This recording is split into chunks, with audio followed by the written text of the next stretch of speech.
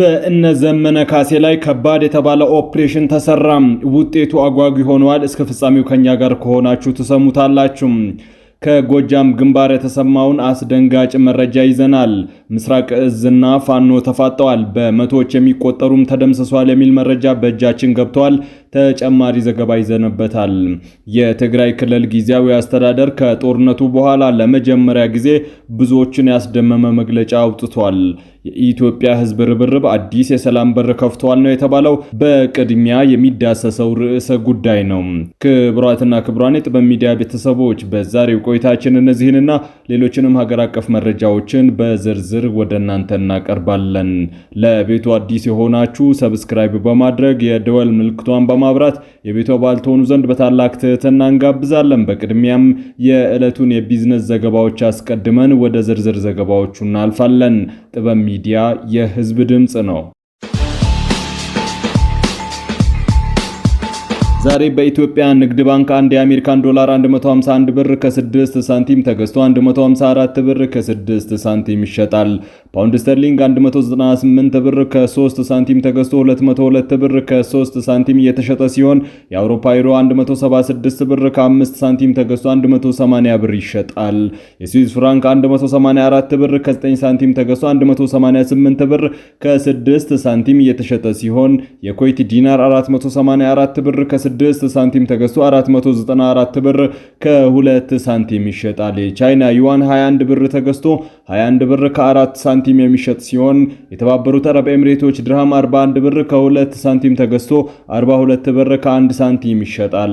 የሳውዲ ሪያል 40 ብር ከ4 ሳንቲም ተገዝቶ 41 ብር ከ2 ሳንቲም የሚሸጥ ሲሆን ከእያንዳንዱ የውጭ ሀገር ገንዘብ ላይ 10 ብር ተጨማሪ ጉርሻ አለው። የትግራይ ጊዜያዊ አስተዳደር ፕሬዝዳንት ታደሰ ወረደ በህጸጽ በረሃብ የተጎዱ ወገኖችን ለመርዳት የተደረገውን ርብርብ አደነቁም።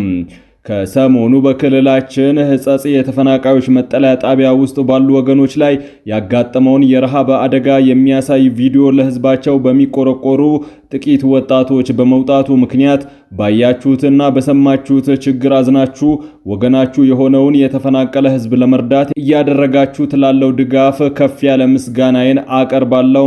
በተለይም በሀገር ውስጥና በውጭ የምትኖሩ ወጣት ኢትዮጵያውያን እንዲሁም ኤርትራውያን የወገኖቻችሁን ህይወት ለማትረፍ ሌት ተቀን እየሰራችሁ ላላችሁት ሰብአዊ ተግባር በራሴና በትግራይ ህዝብ ስም አመሰግናለሁ ብለዋል።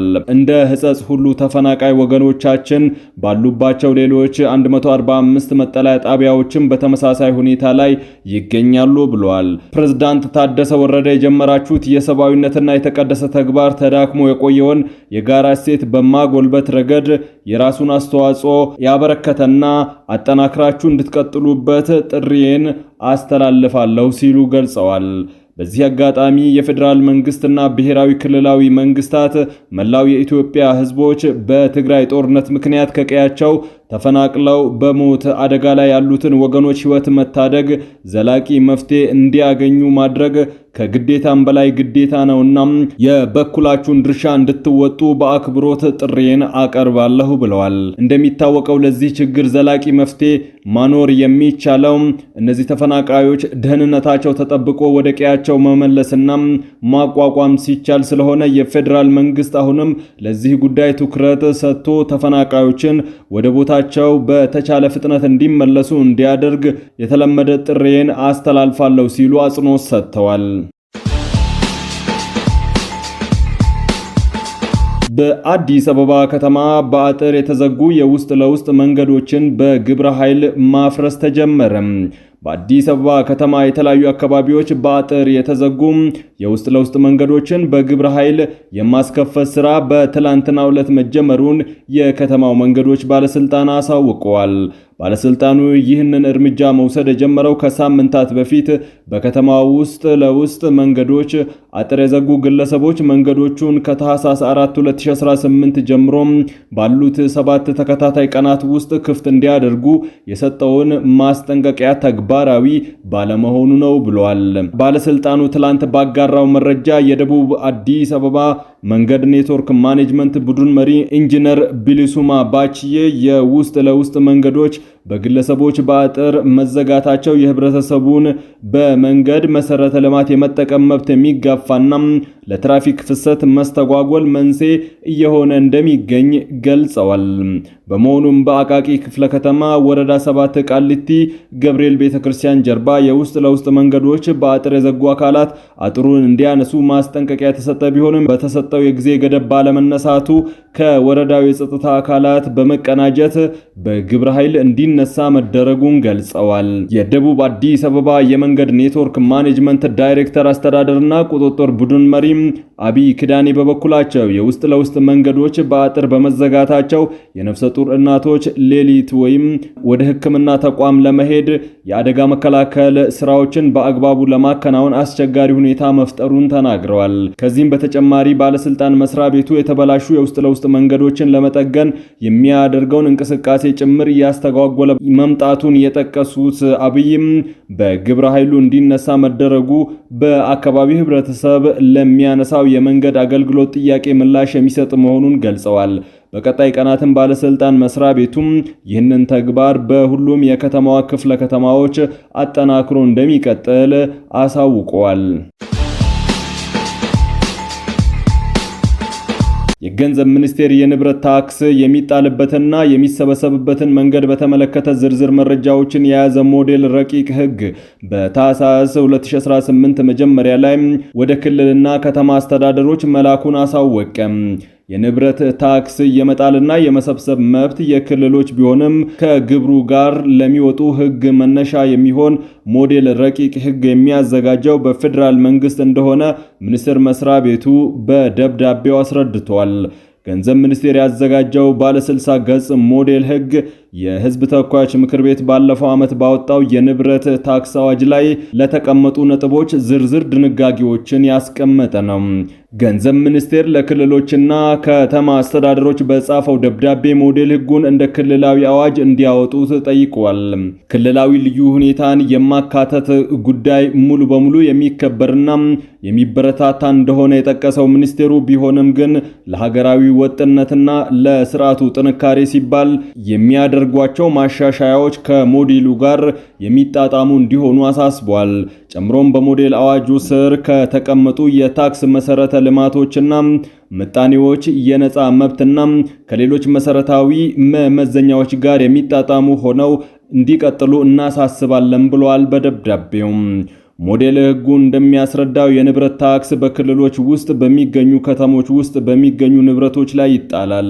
በከተማዎች የሚገኙ የመኖሪያ፣ የኢንዱስትሪ፣ የቢዝነስና የንግድ እንዲሁም የቅይጥ ወይም ባለ ዘርፍ ቦታዎችና ህንፃዎች ታክሱ እንደሚጣልባቸው ከተዘረዘሩት መካከል ናቸው። እነዚህ ቦታዎች በሊዝ ወይም ከሊዝ ይዞታ ስምሪት ውጪ በሆነ ነገር መንገድ የተያዙ ሊሆኑ እንደሚችሉ በሞዴሉ ተቀምጧል። በጎጃም ቀጠናዎች ላይ የተሰማራው ምስራቅ እዝ ባደረገው የተቀናጀ ኦፕሬሽን 364 የታጠቁ ኃይል አባላትን መደምሰሱን አሳወቀም። ሰራዊቱ ከታህሳስ 1 እስከ ታህሳስ 13 2018 በወሰደው እርምጃ 162 ታጣቂ ኃይሎችን በመደምሰስ 39 ማቁሰሉን፣ 19 መማረኩንና 62 እጅ እየሰጡ መሆኑንና 80 ወዶ ገቦች ሰላምን መርጠው ገብተዋልም ብለዋል። ከተደመሰሱት ውስጥም በቡድኑ አመራር 11 ክፍለ ጦር አመራሮችና 4 ሻለቃ መሪዎች እንደሚገኙበት የምስራቅ እዝ ሚዲያ ዘግቧል።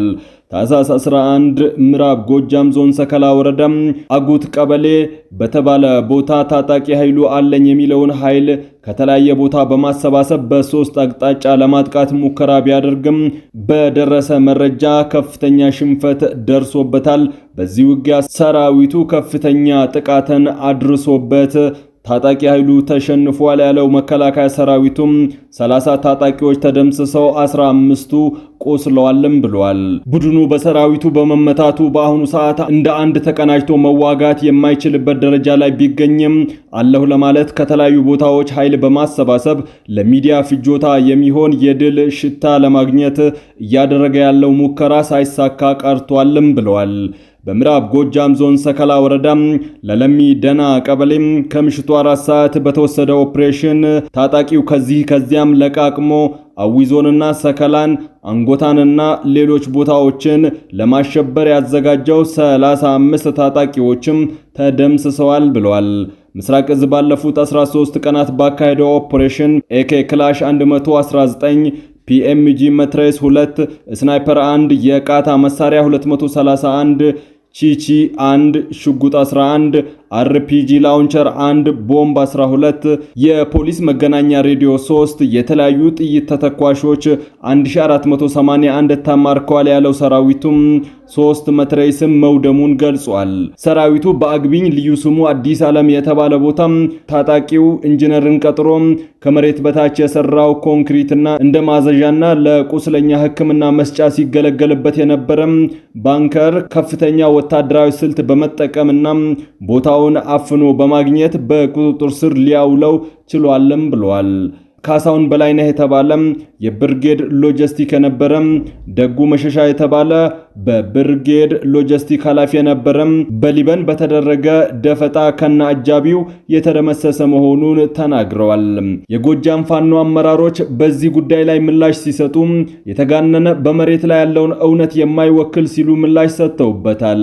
የምስራቅ እዝ ሚዲያ ከታህሳስ 11 እስከ 13 ቀን 2018 ባደረገው እንቅስቃሴ 364 የታጣቂ ኃይሉን አባላት መደምሰሱን የክፍለ ጦርና የሻለቃ አመራሮችን መግደሉን እንዲሁም በርካታ የጦር መሳሪያዎችን መማረኩን የገለጸ ቢሆንም የፋኖ አመራሮች ግን ይህንን መረጃ ሰራዊቱ በየግንባሩ የደረሰበት ያለውን ከፍተኛ ሽንፈት ለመሸፈንና ለደጋፊዎቹ የሞራል ስንቅ ለመስጠት የተዘጋጀ የፈጠራ ድራማ ነው ሲሉ አጣጥለውታል።